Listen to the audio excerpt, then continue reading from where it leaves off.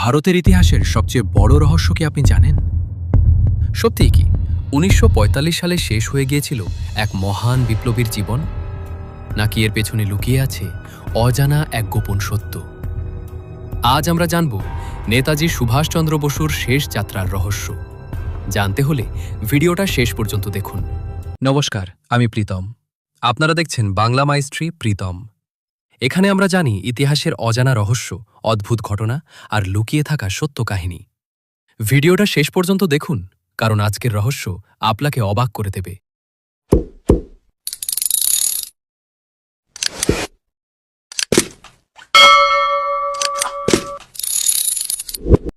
একজন মহান স্বাধীনতা সংগ্রামী, যার শেষ পরিণতি আজও অজানা। তিনি আর কেউ নন, নেতাজি সুভাষচন্দ্র বসু। ২৩ জানুয়ারি ১৮৯৭ সালে ওড়িশার কটকে জন্ম নেন তিনি। ছোটবেলা থেকেই তিনি ছিলেন অত্যন্ত মেধাবী ও সাহসী। তিনি ব্রিটিশ সরকারের উচ্চপদস্থ চাকরি ছেড়ে দেন দেশের স্বাধীনতার জন্য। তার বিখ্যাত স্লোগান ছিল, তোমরা আমাকে রক্ত দাও, আমি তোমাদের স্বাধীনতা দেব। তিনি গড়ে তুলেছিলেন আজাদ হিন্দ ফৌজ। দেশকে স্বাধীন করার জন্য তিনি জার্মানি ও জাপানের সাহায্য নেন। কিন্তু তারপর ১৯৪৫ সালের ১৮ আগস্ট খবর এলো তাইহকুতে একটি বিমান দুর্ঘটনায় তিনি মারা গেছেন।